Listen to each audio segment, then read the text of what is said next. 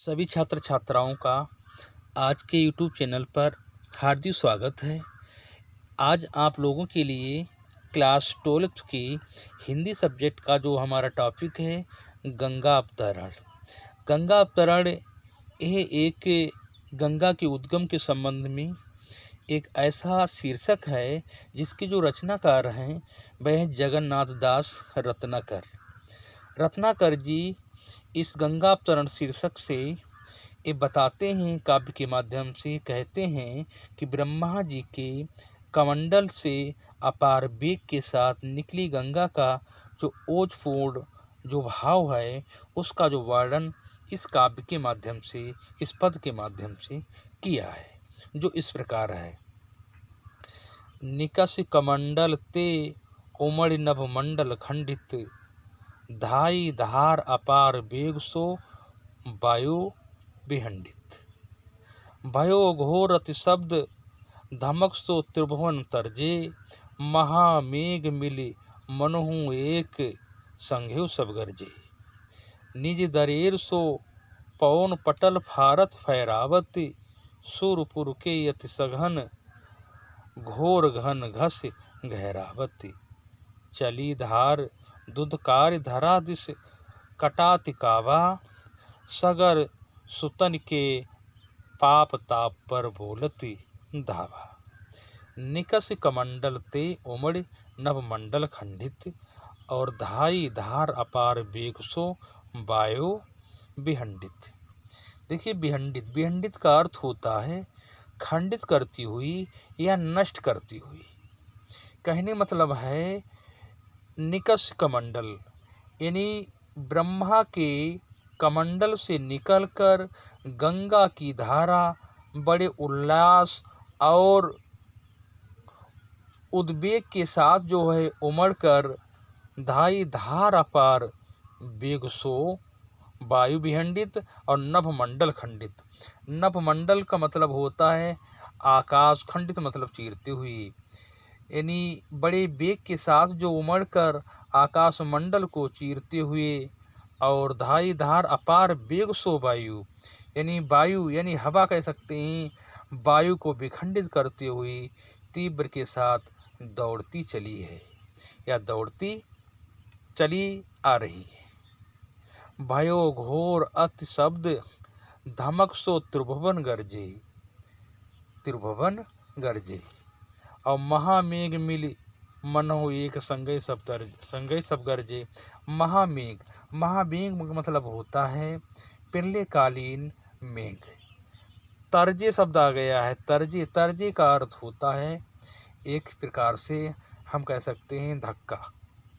कहने मतलब है हम इसे इस तरह से कह सकते हैं कि जो गंगा है वेग के साथ, यानी गंगा जो है वो आगे बढ़ने पर क्या है, आगे जो बढ़ती हैं तो कैसा घोर अति शब्द धमक, यानी जो शब्द है यानी भयंकर, यानी बढ़ने पर क्या हुआ है, भयंकर एक शब्द हुआ है, यानी भयंकर शब्द हुआ है, उसकी धमक से सो त्रिभुवन तरजे, उसकी धमक से तीनों लोग भयभीत हो गए। महामेघ मिल मनहु एक संगय सब गरजे। कहने मतलब है कि गंगा के यानी गंगा के उतरने का जो वेग इतना प्रचंड है, मानो कह सकते महामेघ यानी पिछले काल के जो बादल हैं मिलकर मिली मनहु संगय सब गरजे, यानी पिछले काल के जो बादल हैं मिलकर एक साथ क्या है गरज रहे हैं। निज दरेर, निज दरेर, दरेर धक्का, सो पवन पटल फारत फहरावती। कहने मतलब है गंगा की जो धारा है यानी अपनी रगड़ से धारा, पवन पटल फैरत फहरावत, अपनी रगड़ से जो पवन रूपी जो यानी अपनी यानी गंगा की धारा अपनी रगड़ से पवन रूपी पर्दे को क्या है फहरावत, यानी फारती, फारती है फहरावती। कहने मतलब है पवन रूपी पर्दे को फाड़ती हुई। सुरपुर, सुरपुर मतलब होता है स्वर्गलोक से के अति सघन, स्वर्गलोक के अत्यंत, सघन माने होता है घने। कैसे? घोर घस गहरावती, स्वर्गलोक के अत्यंत घने बादलों को क्या है? घिसती हुई, गहरावत यानी घिसती हुई चली धार, धुधकार धरा दिस काटत काबा। काटत काबा, काटत काबा का मतलब होता है चक्कर खाती हुई।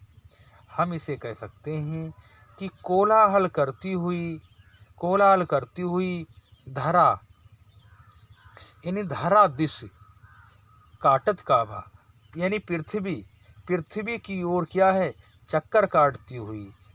आगे बताया गया सागर और सुतनी, यानी जो राजा सगर के जो पुत्र थे सुतन के, पाप ताप पर बोलत धावा, तथा राजा सगर के पुत्रों के पाप तथा संताप पर चढ़ाई सी करती हुई अत्यंत वेग से आगे बढ़ रही है। बोलत धावा यानी वेग के साथ में जो है आगे बढ़ रही है। नेक्स्ट पद, स्वाति घटा गहरात मुक्ति पनिप सो पूरी, कैंधो आवत जुगत संप्रभु सुभ्रभ आभा रुच रूरी। मीन मकर जल जल ब्यालन की चल बिलख सुहाई, सो जन चपला चमच चमच मत चंचल छवि छाई। स्वाति घटा, स्वाति घटा गहरात, गहरात का मतलब होता है घुमड़ती हुई। मुक्ति पनिप सो पूरी, पनिप माने होता पनिप का मतलब होता है कांति। कहने मतलब है कि आकाश से धरती पर उतरी हुई गंगा की श्वेत धारा देख करके स्वाति घटा गहराती मुक्ति पनिप सो पूरी, और केदो अवत झुकती शुभ्र आभा रुचि रूरी। रूरी शब्द आ गया। रूरी का मतलब होता है सुंदर, रूरी का मतलब होता है सुंदर। इसे हम कह सकते हैं कि आकाश से धरती पर उतरती हुई गंगा की जो श्वेत धारा को देखकर ऐसा प्रतीत हो रहा है, ऐसा महसूस हो रहा है मानो मीन मकर जल प्लावन की चल चिलक सुहाई, चल चिलक सुहाई। यहाँ पर दिया गया है जल प्लावन। जल प्लावन का मतलब होता है पानी की, यानी पानी के सीपों, और चिलक, चिलक का मतलब होता है चमक। सो जनु चपला और चमचमाती चंचल छवि छाई। इसे हम इस तरह से कह सकते हैं कि मानो मोतियों की आभा से परिपूर्ण स्वाति नक्षत्र जो होता है, कौन सा नक्षत्र होता है? स्वाति नक्षत्र होता है। स्वाति घटा, यहाँ पर उपरोक्त पंक्ति से फिर लेते हैं, यानी स्वाति घटा कहने मतलब है मोतियों की आभा से परिपूर्ण जो स्वाति नक्षत्र के मेघ, जो मेघ हैं यानी बादल हैं, तो कैसे हैं कि मेघों के समूह का जो क्या है यानी घुमड़ रहा है। हम इसे ऐसे कह सकते हैं सुंदर श्वेत ज्योति धरती की ओर क्या है झुकती हुई चली आ रही है, झुकती हुई चली आ रही है। मानो मीन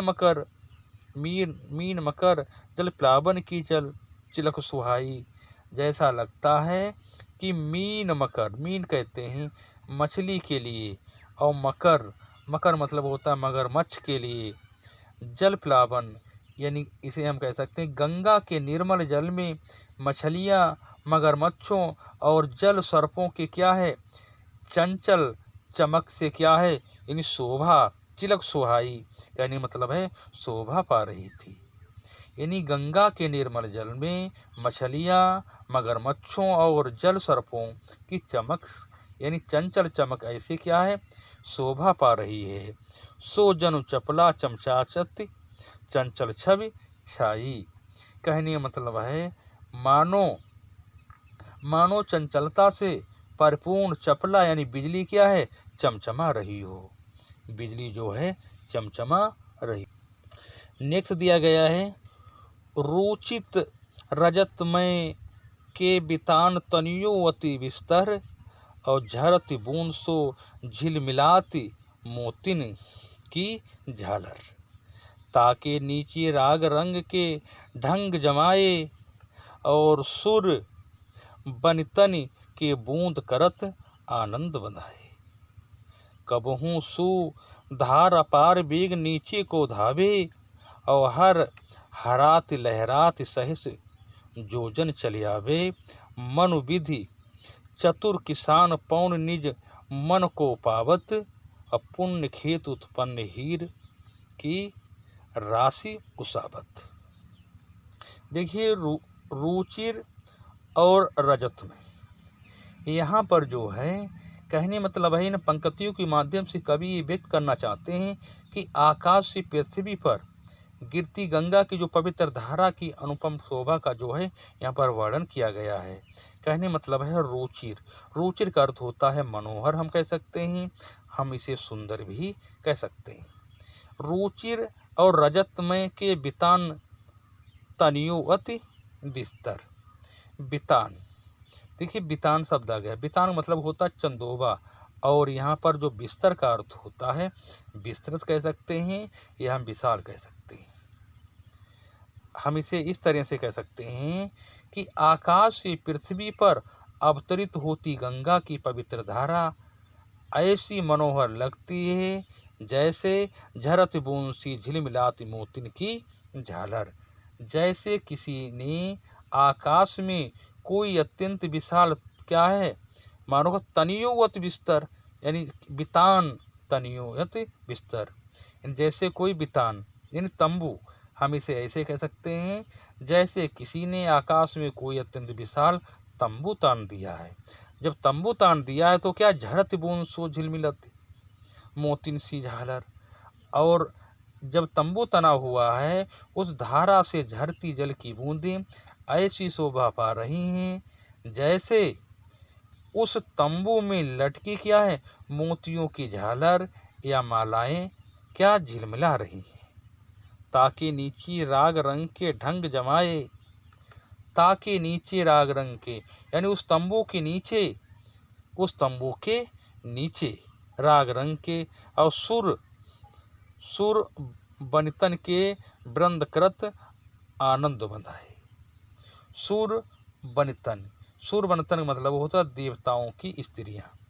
सुर बनितन इसका अर्थ होता है देवताओं की स्त्रियां, या हम ऐसे कह सकते हैं उस तंबू के नीचे देवताओं की जो स्त्रियों की क्या है समूह में क्या है वृंदकृत आनंद बंधाए, यानी क्या है आनंद मनाने के लिए, आनंद मनाने के लिए फिर क्या है राग रंग, राग रंग, राग रंग। कहने मतलब है कि उस तंबू के नीचे देवताओं की स्त्रियों के समूह के आनंद मनाने के लिए राग रंग के सभी क्या है साज समान रूप से कहते हैं राग रंग के ढंग जमाए, राग रंग के ढंग जमाए। यहाँ पर जो वृंद दिया गया है, वृंद का मतलब होता है समूह, इसे कह सकते हैं कि उस तंबू के नीचे देवताओं की स्त्रियों के समूह ने आनंद मनाने के लिए राग रंग के सभी साजों को क्या है सामान क्या है जमाए हैं, इन सभी जो साज जो हैं जमे हुए हैं। इसके बाद में नेक्स्ट कबहू सुधार अपार बेग बेग नीचे को धावे, नीचे को धावे। यहाँ जो है यानी गंगा जी की जो सुंदर धारा कैसी बड़ी तेजी के साथ धरती की ओर दौड़ी आ रही है। अब कैसे आ रही है धार अपार बेग यानी बड़ी बेग के साथ नीचे को धावे, नीचे को बहती हुई चली आ रही है यानी हर हरात लहरात सहस सहस ओजन चल आवे, ओजन चल आवे। कहने का मतलब है कि वह धारा जो है ऐसी आ रही कैसे हर हर शब्द की ध्वनि करती हुई, कैसी हर हर शब्द की जो ध्वनि कह लहरात कर यानी हर हर शब्द की जो ध्वनि करती हुई सहस योजन। कहने मतलब है हजारों जो योजन तक क्या है लहराती चली गई है, यानी चली आवे लहराती चली गई है। यानी हम ऐसे कह सकते हैं ऐसा प्रतीत हुआ है मानो कि मनुविद चतुर किसान पवन निज मन को पावत। मन को पावत, यहाँ पर जो है पवन, पवन का मतलब होता है पवन। कहने मतलब है मानो ब्रह्मा रूपी चतुर किसान मन के अनुकूल वायु पाकर क्या है, अपने पुण्य के खेत में उत्पन्न, अपने जो पुण्य के खेत में निज मन को पावत, और पुण्य खेत यानी पुण्य के खेत में उत्पन्न हीर की राशि उसावत। उसावत मतलब होता है बरसा रहा है। कहने का मतलब है कि यहाँ पर जो उत्पन्न यानी अपने जो हैं पुण्य के खेत में उत्पन्न हीरे की फसल को हवा में उड़ाकर उसका कूड़ा करकट क्या है, अलग हो रहा है, यानी अलग कर रहे हैं। इसके बाद में नेक्स्ट पद, यही विध धावत धसत ढरत ढरकत सुख देनी और मनो सवारत शुभ सुरपुर की सुगम निसैनी।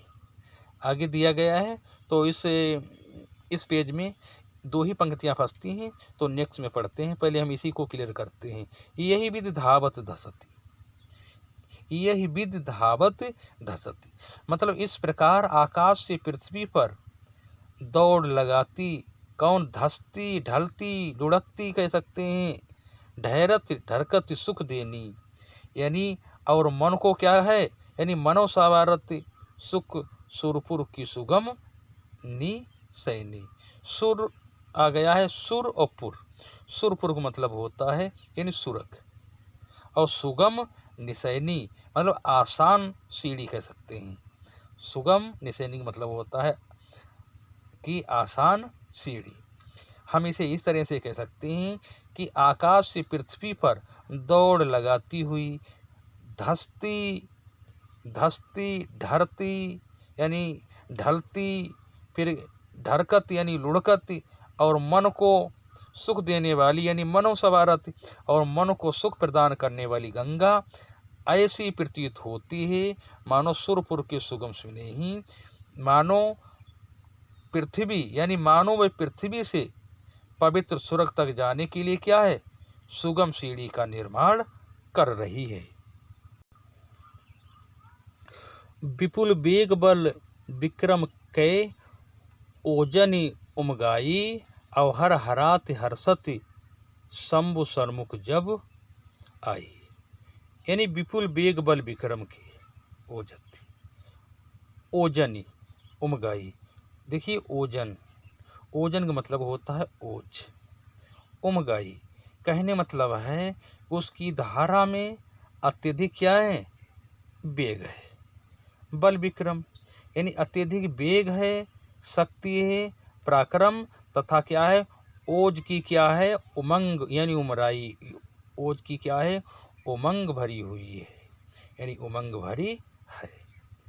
हर हराति हर्षति, हर हराति हर्षति, और संद सन्मुख जब आई। संद सन्मुख, संद सन्मुख मतलब होता है भगवान शंकर के सामने। हम इसे कह सकते हैं वह यानी उसमें या वह में क्या है, सभी में यानी वह सभी में इन गुणों को उमगाती, कैसी, हर हराती यानी हर हर की ध्वनि क्या करती है, हर हर की ध्वनि करती, अत्यधिक हर्षति यानी हर्ष के साथ क्या है, शंभु सन्मुख भगवान शिव के समक्ष क्या है, अवतरित हुई है।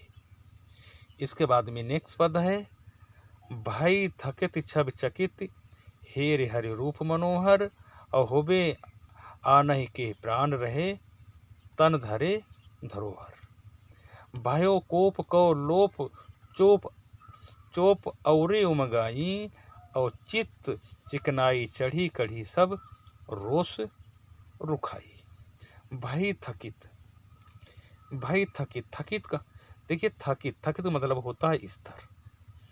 कहने मतलब है कि छब चकित हेर हर रूप मनोहर, यहाँ पर हर आ गया है, हर, हर का मतलब यानी शिव, यानी शिव के अनुपम एवं तेजस्वी रूप को देखकर गंगा क्या है, धन्य हो गई है।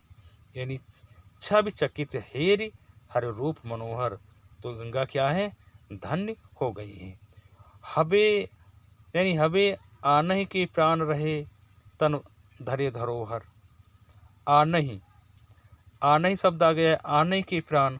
आनहि के का मतलब होता है अन्य के, आने के मतलब होता है अन्य के। यानी गंगा के मन में ये इच्छा उत्पन्न है कि भगवान शिव के समीप में क्या है, एक हिसाब से यानी विश्राम करें। तन मन धरे धरोहर, यानी उनकी हार्दिक इच्छा है कि हम कि भगवान शिव के समीप में यानी विश्राम करें, या भगवान शिव के समीप ही विश्राम करें, तथा उनके रूप की क्या है, आभा को निहारती हुई स्तर हो गई है। धरे धरोहर, भाव कोप को लोप चोप और उमगाई, और उमगाई। और चित चिकनाई चढ़ी, चिकनाई का मतलब है प्रेम, चिकनाई कढ़ी सब रोष रुखाई, रोष रुखाई। इसे हम कह सकते हैं कि जब यानी शिव की धरोहर ही मात्र है, कहने का मतलब है कि वह उनके रूप की आभा निहारती कैसे स्थायी है, उसके शरीर में स्तर प्राण क्या है, अब पराय हो गए हैं। यानी कहते हैं कि उसके आनय के प्राण रहे तन के धरे धरोहर, अब उसके जो स्थायी यानी उसके शरीर में स्थित प्राण अब पराय हो गए हैं, अर्थात वे अब शिव की धरोहर हो गई हैं।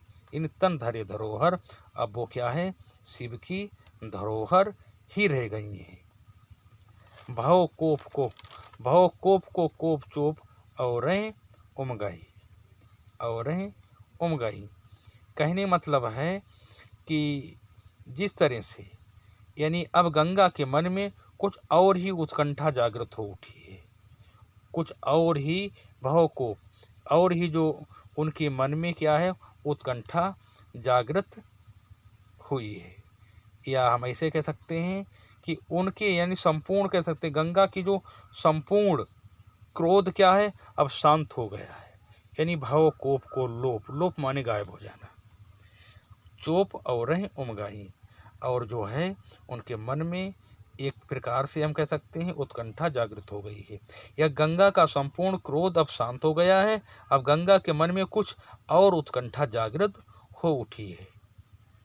चित चिकनाई चढ़ी कढ़ी सब रोष रुखाई, कहने मतलब है कि गंगा जो है यानी उनकी जो सारी नाराजगी है यानी क्रोधता है और क्या है, रूखापन है, हृदय से दूर हो गया है।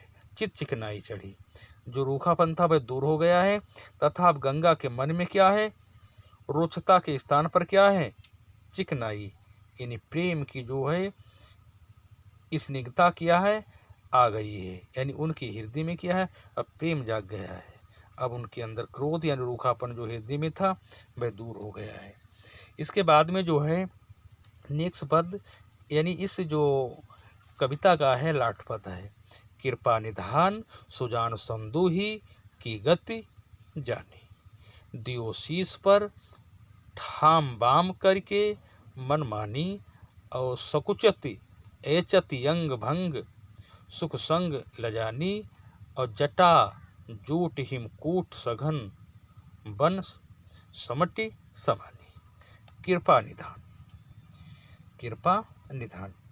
देखिए यहाँ पर कवि रत्नाकर जी कहते हैं कृपा निधान, यानी हम ऐसे कह सकते हैं यानी दया के भंडार।